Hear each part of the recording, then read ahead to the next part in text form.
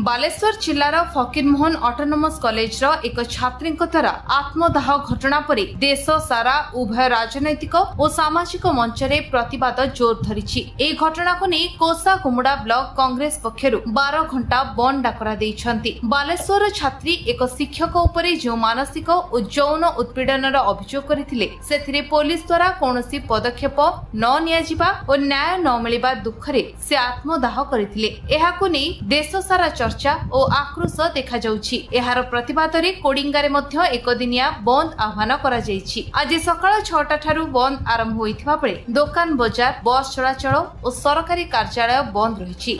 आज देखंतु सारा ओडिसा रे भक्तचरण दास को नेतृत्व रे माननीय पीसी सभापति को नेतृत्व रे जो बालेश्वर फकीरमोहन महाविद्यालय रो अध्ययनरत छात्री भौणी सौम्याश्री विशी को आत्महत्या को विरोध करी आज ये बंद पालन करा जाउछि।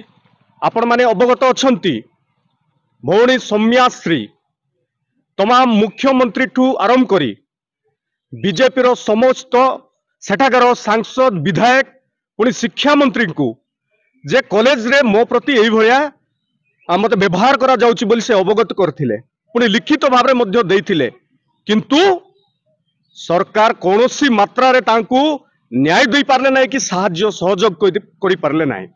तणु आमे भारतीय जातीय कांग्रेस दल तरफरु या को आमे घर विरोध करूछु एवं सरकार रो ए अपारगता जदि आज चाहि थांते भौणी को निहाती भाव रे से न्याय दे थांते किंतु आपण देखुथिबे आज को 13 मास होला सरकार थाई करी ए मोहन सरकार ए बीजेपी सरकार कौनसी मात्रा रे नारी को सुरक्षा दे पारु नांती।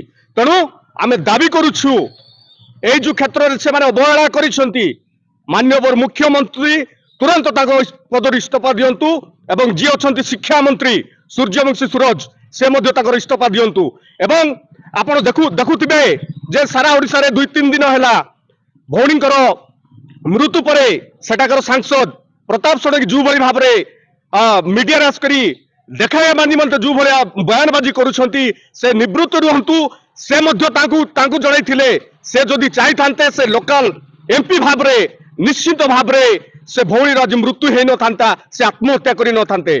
तणु आमे भारतीय जातीय कांग्रेस दल तरफ आमे ए सरकार को सूचाई दउछु आगामी दिन रे एभलिया घटना घटांतु नाही। जदि मां भौणी को सुरक्षा दे पारबे नाही नारी को सुरक्षा दे पारबे नाही दया कर आपण गादी छाड़ंतु नचेत आगामी दिन रे भयंकर रूप नेबो सारा ओडिसा रे आपण संभाली पारिबे नाही। मो नाम जे श्री कुशिया माछी।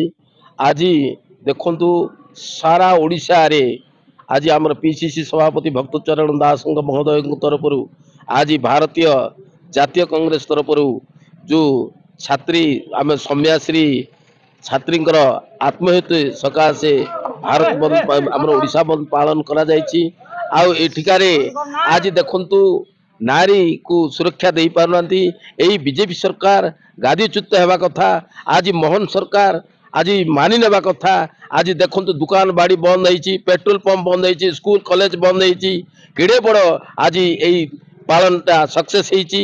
आज जो कार्यक्रम करा जायछि बंद पालन आगामी दिन रे जदि एई छात्री को न्याय न मिले आगामी दिन रे भारतीय जातीय कांग्रेस तरफरु घोर आंदोलन करा जिवो रास्ता रोक करा जिवो।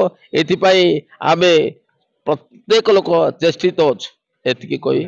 कोसाकुमुड़ा पिंटू सिंह रिपोर्ट विश्व विजय न्यूज ओडिशा।